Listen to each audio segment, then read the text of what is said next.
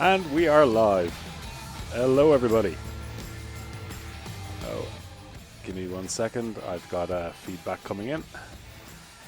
So, how you all doing today? I'm here with Taeseok, our art director, and Sami is in the background. And we are live. Providing Hello, everybody. some translation. Oh, there we go. Okay. So, how's everyone doing today? Can I get a kappa // in chat? So today we're going to be running through a little bit about the process we used to create the world, looking at lighting and a few other bits and pieces to show off. So first of all, do you want to say hi, Taeseok? Hi, my name is Taeseok Jang, art director of Playerunknown'S Battlegrounds. I started working in the gaming industry for 12 years. At my first job, I worked on a first person shooter game, and then afterwards, I was a character modeler, and then I've worked on many MMO games for 12 years. This is my first time working on a Battle Royale game, and we only started with 5 people when we first started the project, and it was a small team, and we had many difficulties. But as a Battle Royale player, I really enjoy Battle Royale games, and I want to, you know, put this game into the hands of our players. So we've been working very hard. Okay, so let's give you all a little bit of a history when it comes to the map. So when I was coming up with the concept for the island, I believed that creating a lore or a history to why the island existed was important. So did that help you when you were creating the overall look for the map? Well, first of all, Brandon came up with this fictional island where Battle Royale would be happening. And it was important that to create a realistic world where Battle Royale tournaments would take place. And when I first saw this image of fictional island, there were a lot of trees and foliage on the island, and placing all that just by hand would be almost impossible. So it was important to find and establish efficient production pipeline for this. Oh no, sorry. And to create a realistic world, we looked at a lot of other games that have great realistic environments, and we also play them a lot and spend a lot of time on Google Earth to look at Eastern European islands, villages, and buildings. And few of our members, including Brandon and I, also went to check to get motion capture data, and we, captured mocap data, but also took a lot of pictures and check to understand the terrains and foliage in that area and familiarize ourselves. So let me give you a quick look at the initial, because some of you might have seen this, but this was the initial map concept I came up with for Battlegrounds, and it's not showing. Okay, super. Okay, I know what's wrong. Okay, so this was the initial concept I came up with for the island. I took a pen and just started coming up with an idea. I wanted to create an island that had a variety of biomes, a variety of areas, and some choke points to make Battle Royale rounds interesting. How did you then use this to help create a map?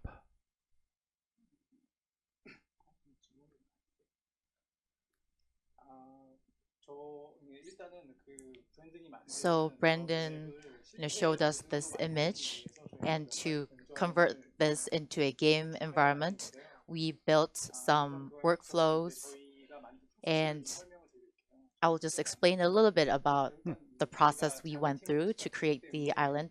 As we started with a small team, we had some limitations, but within those limitations, we wanted to iterate faster and then build the island from ground up. So we did a lot of research on how to establish a really efficient pipeline. So to maximize efficiency, we chose Unreal Engine 4. And to pursue realistic art style, we used PBR, physically based rendering techniques. So PBR is literally based on physics. It uses certain rendering techniques to express textures in a very realistic way. And when we create PBR textures, we use tools like Substance Designer, Substance Painter, and these tools can create textures procedurally. So it's very fast and efficient. Okay, just give me 1 second. So, can you explain a little bit about the procedural techniques used to populate the world with foliage and other materials? So as I mentioned before, we have this huge island that is 8 by 8 kilometers, and it's almost impossible to place foliage by hand. So we had to use procedural feature in Unreal Engine 4. And you've seen that image that Brendan just showed. So we edited this image to create the composition of the entire island. And we used this image that we created using satellite images. And then we repeatedly used the satellite images to create different maps for the island using the Unreal 4 procedural feature. And to place foliage using that procedural feature, that feature requires a certain mask map for that part of the island. So we did a lot of research and found this tool called Material Map. And Material Map uses satellite images and then reads mask information from the image and learns the pattern. To dive into more details, it looks into specific patterns that are repeated in the image, and then it automatically learns the patterns in the satellite image and then extracts a map based on the image that we put into the tool. Yeah, so you can see here on the image we have on screen that this is the image that the material map gives out. And the green areas, for example, are where trees are. Then you've got different colors representing different parts of the terrain. You can see a little bit more detail in this image where these are the various masks that material map spits out.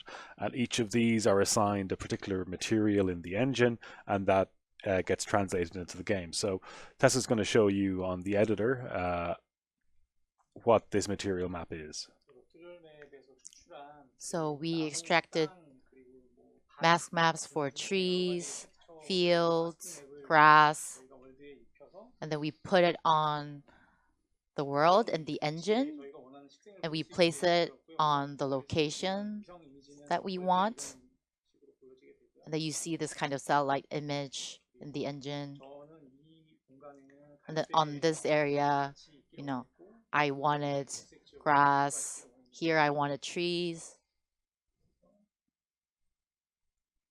So what I would do here is I use the procedural foliage feature in Unreal using the mask map I got from Material Map. And then, as you see here, you will see that certain areas only have grass. And then in some areas, there are bushes. And then here you see, other types of foliage. And for the rest, you see trees. So that is a workflow we followed. So eventually, we came up with this production pipeline, so we didn't have to, place all trees and grass by hand, and we were able to populate the island faster than expected. If we didn't, have this feature, I think our game would have launched way later, maybe 2020. Yeah, doing stuff by hand is a very laborious process, that's for sure. So, can you tell us a little bit about optimization? Because it's very important when it comes to creating an open world and some of the steps you're taking to really optimize the map.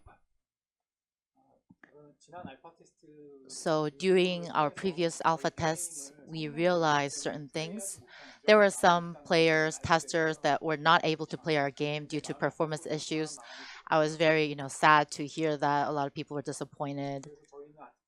So, we want to further optimize our game while not sacrificing the quality of art. We want to make sure that our game runs smooth on your PC. So we are also focused on optimizing at the moment.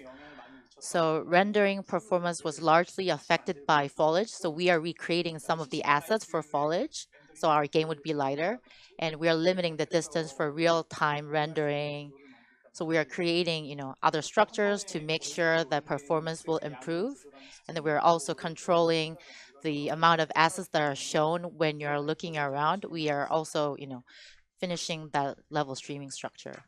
So yeah, just to give you a little bit of intro about level streaming. So what level streaming is it breaks the map into basically a grid of different areas. We use about 600 different levels. Now it's not a straight structured grid.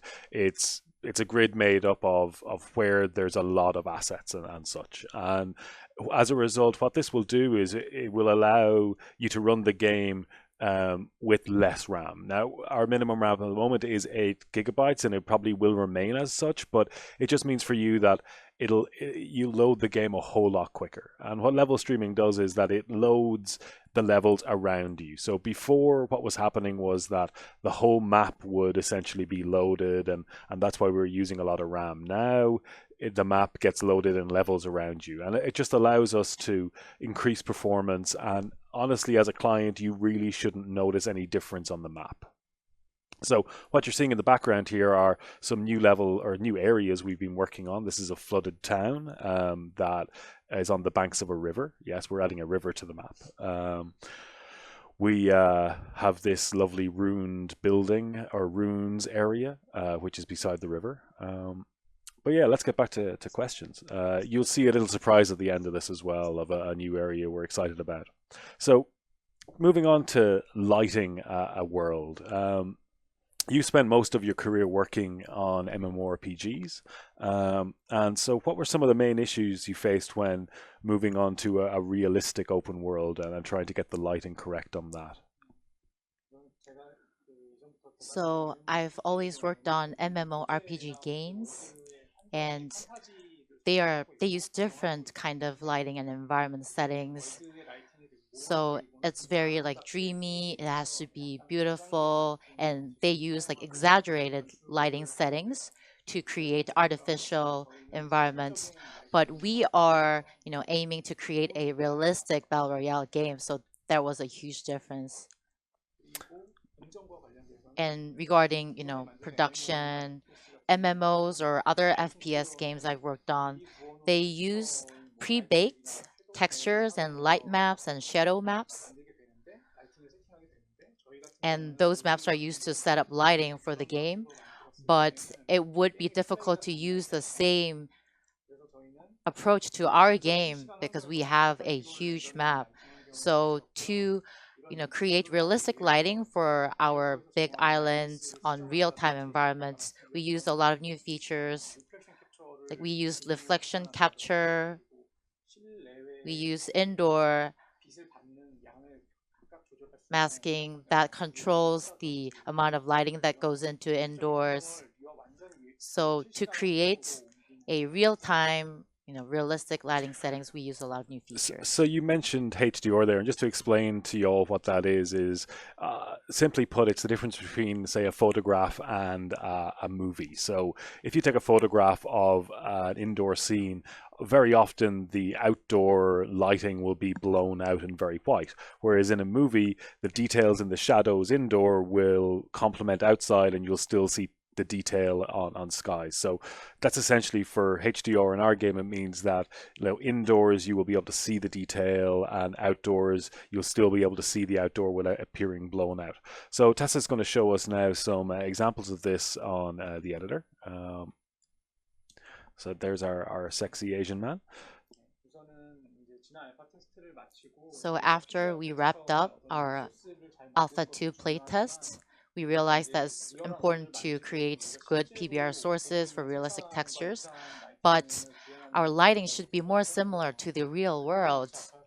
So we realized that, and I think we didn't do enough to improve the lighting for our last alpha. And as Brandon said, we used HDR, but we did not use it to its full extent during our second alpha. So in the previous test, We did use HDR system, but back then we used a smaller range of lighting. So whether you're looking at a light areas or lighter areas or darker areas, like the details would be smudged. So we improved the details. So we widened the range of HDR. So now it looks more similar to the real world and it simulates, you know, our human eye behavior in real world. You can see the details like the of this texture. You can see more details better now. There's more reflection to the surfaces. And just so to make a point here that a lot of what you're seeing is still work in progress. You know, this is not a final product you're seeing right now, and Tessa's working every hour God sends him to make sure that the lighting looks amazing for when we finally release the game. So for indoors, although it's pretty dark, you can still see the differences of the surfaces. During the alpha indoors, it was very dark, so you couldn't see the differences between materials, but now you can see that they are, you can see the reflection. It's more realistic than our second alpha. Yeah, I think that the indoor lighting now is really starting to look great. It's and can, Although we are at a beginning stage of utilizing this wider range of HDR, we are working on improving this further. And what's important is that this everything has to be real time. It has to change real time on this 8 by 8 kilometer open world island.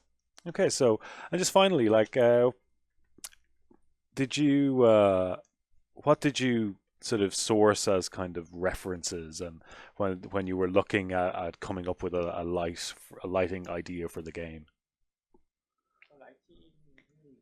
For lighting, to make our lighting settings more realistic, we did a lot of research, found a lot of references.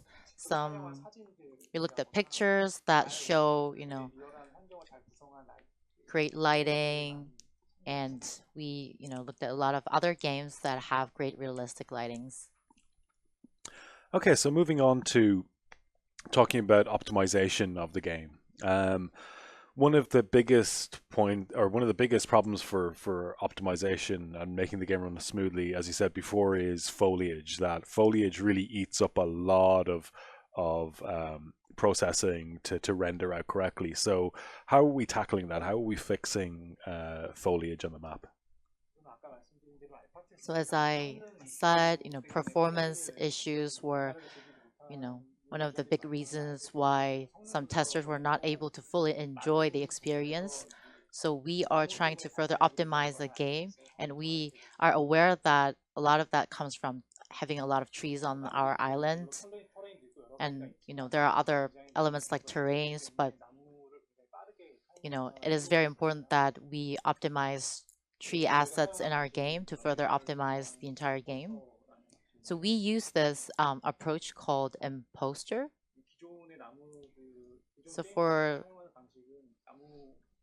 other games, when there is a tree that is rendered at a far distance, you just use a flat image, but we actually use 25 images and render all these images to make sure that all the trees are visible at any angle and it would look natural and realistic when you're in the island running around. So, for example, in this image here, you see lots of trees, but the trees are not really there. These are all imposter trees. So, if we look at the wireframe, there are no trees. So, all of these trees are basically 2D images that rotate to face your character. So, they basically, when you get close to a tree, of course, we will render the full tree and you will see the branches and such. But at distance, these trees will just be 2D surfaces, right? And what's more important is that, it has to include all the high details of the actual 3D meshes so that it doesn't look like a flipbook image. and it has to have the reflection and dark light, but it's not the full mesh that we would use that are rendered at a close distance. So it's more lighter than a full 3D mesh. So this will really bump up performance for the game, correct? Yeah.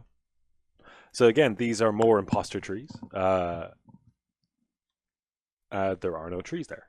Uh, but yeah, so this will really help with performance in the game because foliage, because there's so much of it on the map, it's really it really ate into our performance, and this is going to give us a big boost. So anything else you want to share about the game? No? Okay. So that's it for the Q&A with the AD. So what are the team currently working on?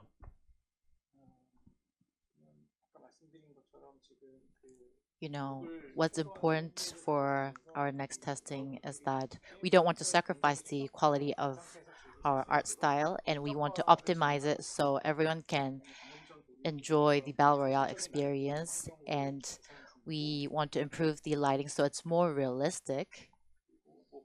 And first of all, we want to, push for development so we can get the game into the hands of our testers and Battle Royale players. So please hang in there. Yeah. So someone just asked in chat there, so having so much foliage on the map, will that make the game more CPU heavy? Well, as we just talked about, there won't be a lot of foliage on the map. As we said, we'll be using a poster to put in 2D images, which really boosts performance in a big way. So let's move on to a Q&A from, we can do that later. Let's move on to a Q&A from the forums. So we'll start off with some of the bigger questions you guys asked. So people were asking, is the beta going to be for a week or a day or 24/7? So what we're planning to do at the start is basically run it like the same way that we did the last time. So we want to upgrade and improve and fix bugs every week. So running the servers 24/7 for the 4 weeks is just not possible at the moment. In the beginning, we're planning to limit the playtime, but gradually increase it to 24 hours over the weekends as it goes on. Muse Origin asks, can we have any precision on when the closed beta will be available? Beginning or end of February. We can't really give that information out at the moment, but in a few weeks, I'll be doing a dev blog post on our roadmap for the future, and you'll see a lot more information on that, on how we plan to launch the game, etc. We will be giving out more keys, YouTube friend Papa, and regarding do we have planning on having invitationals in the future? Yes, but we don't have any detailed plans just yet. So some questions from Taeseok for Taeseok. Let me just see who asked that first. So Blaman asked, I've been really impressed by the environmental art DICE has produced in Star Wars, Battlefield and Battlefield 1, or Battlefront and Battlefield 1. Have you guys looked into their techniques regarding photogrammetry and asset production? And how do they compare to your own production pipeline? So,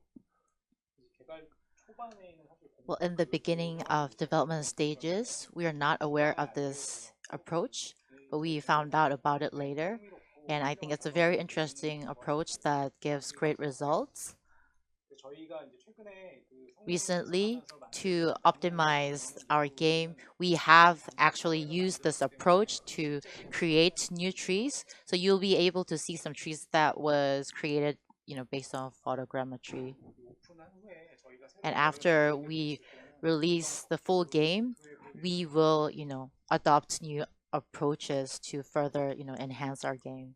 so as much as like we wanted to do so much, but because we have such a limited time frame as to when we want to get the game out, and there's a lot of stuff that we've had to push back. But once we release the game, we're not going to stop there. We're going to keep going after that. So someone else asked, are we planning on more maps? And once we finish Erangel, yes, we plan on creating more maps. And with the experience of creating this map, we should be able to do it relatively quicker, right? So let me see what other questions we have. So Redemption 99 asks, are there any big changes to gameplay or mechanics from the last alpha into the beta? Yes, we're really aiming to give you much more realistic gameplay. Our new animation systems will be in the beta. While not everything will be in, we're aiming to get a large percentage of them in, and you should feel that the game is a lot less clunky than the last alpha, right? Um, so anything else? Let me see. Oh, weather effects. So we we were going to show off some weather effects today, but they weren't ready. So what we're going to do is upload some gifs later on, or a short video showing off the new rain effect, which I honestly think it looks great. Mr. Wolf asks, will the weather effects be dynamic through round or predetermined? And again, this comes back to the time frame we have. While we'd love to do dynamic weather, and we probably will add it sometime in the future, for the closed beta, at least it'll be predetermined. So it'll be either, a non-rainy round or a rainy round. Oh, actually, talking about effects, can you talk a little bit about the effects artist, how he's adding different effects into the world to make it more real?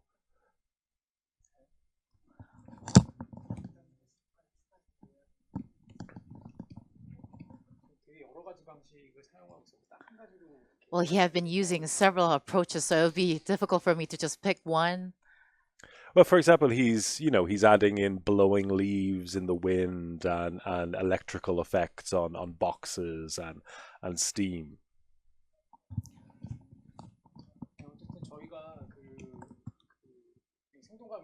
Well, we want a world with a more dynamic settings, so we have been adding new effects that have like small details. So in certain areas of the world, you will see leaves, blowing around, and when it's raining, you will see, raindrops on your camera.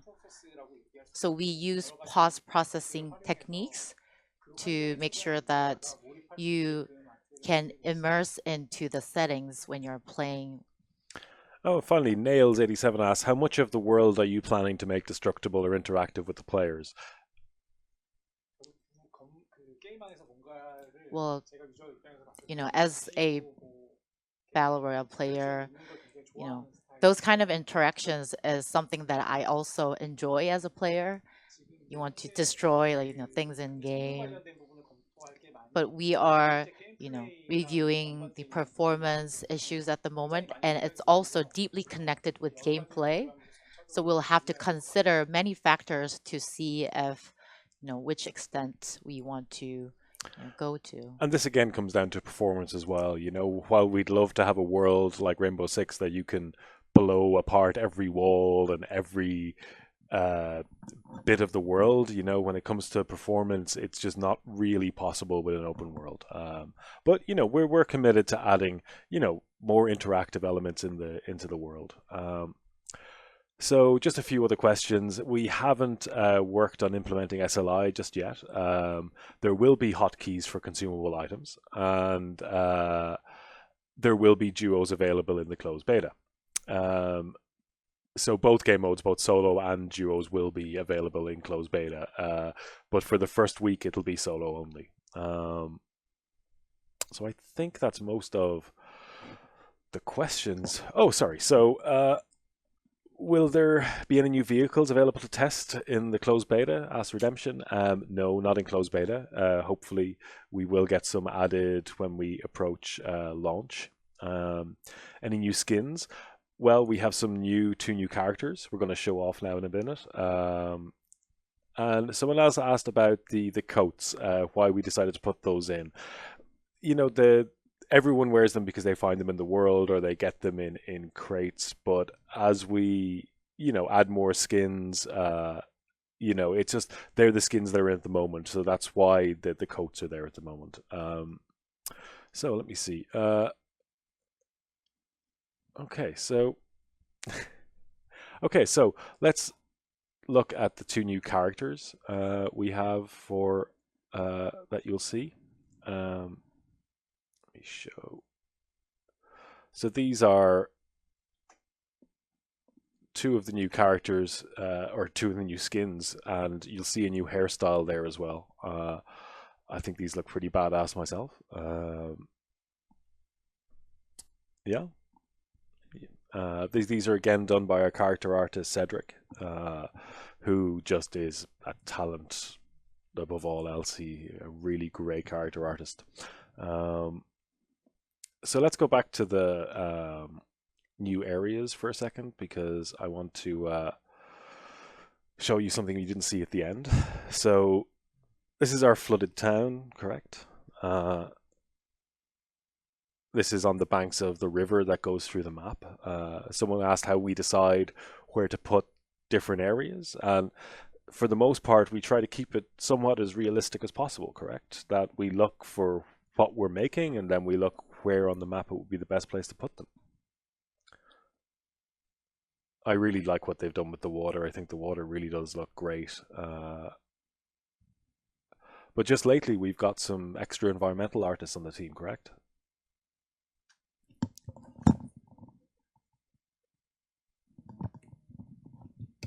Yeah. So, yeah, no. So, like our extra environmental artists, we've got a good team now that are going around the map and trying to finish off areas. For example, in the previous alpha, there would be a house in the middle of nowhere, and these guys are going through and fixing all these little details to really add a lot more texture to the map. Yeah.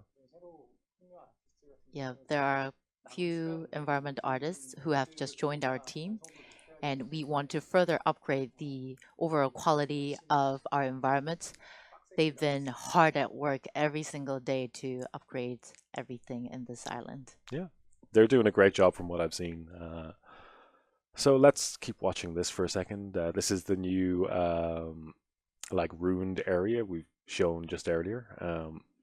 I'd skip through this, but yeah, it's done in OBS, so a little bit hard. But again, we're just trying to add more and different areas, so you know when the blue zone finishes, you've got interesting areas to fight in. So later, mhm.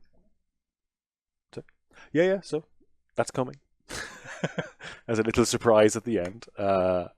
So we also got a surprise for you. So some of you may have seen we got some really cool mouse mats just at Christmas with some key art. So later on, we're going to give you those as a desktop for iPad as well. So let me just show them off after we show this video. The guys will post it in the chat for you to download. So I think these areas are really starting to come together nicely. This is our quarry.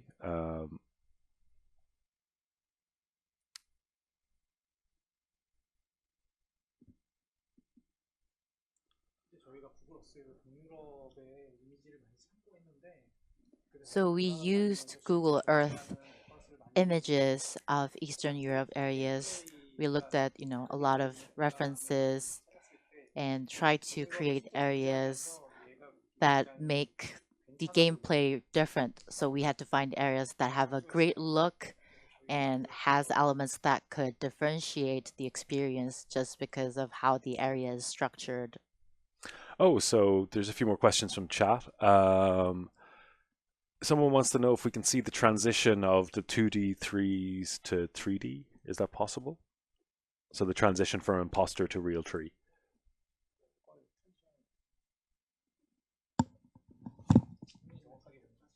Oh, sorry. Is it possible to show the transition between the 2D trees to the 3D trees? So from imposter to real tree.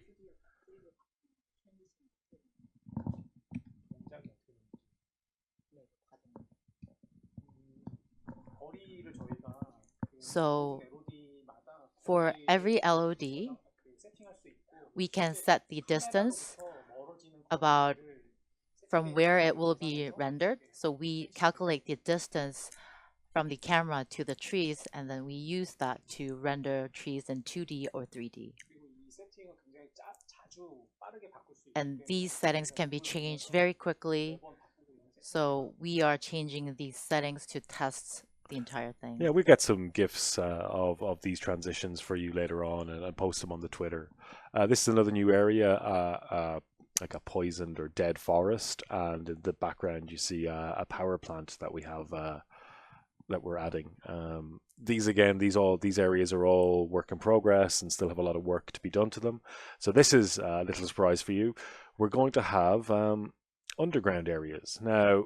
While these not may not be pertinent to battle royale, we really feel that to give the map texture and to give modders a better map to work with, we thought adding some underground areas would be really cool.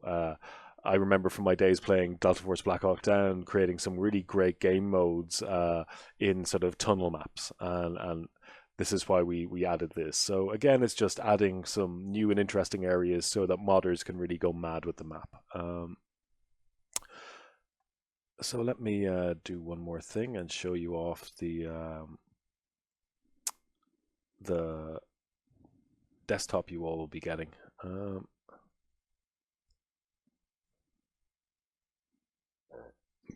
Oh, excuse me. Okay, so let's turn this off for a second. And where is it gone? Oh, it's not there. Okay. Let me see. Okay, why is this not showing anything? Okay, so sorry about that. OBS decided to crash. I'm still trying to figure out why. So unfortunately, it seems the image of the desktop is crashing the OBS. So we'll post it up on the Twitter after this. But for now, if the guys would like to post it in chat, you guys can go ahead and download it. But yeah, I think that's all for today, right? Sorry for it's a bit short today, but we have a lot of work to do. We're rolling into our optimization period now for this closed beta. So the guys are putting in very long hours at the moment. Most are working, 12-hour days at least. Which, yeah, they're putting in every bit of work they can to get this game out. So thanks for joining in. And as I said, we'll update our Twitter with some nice surprises and tweets and images for you over the next week or so. So thank you, Taeseok. And thank you, Sammy. Say goodbye, everyone. Bye.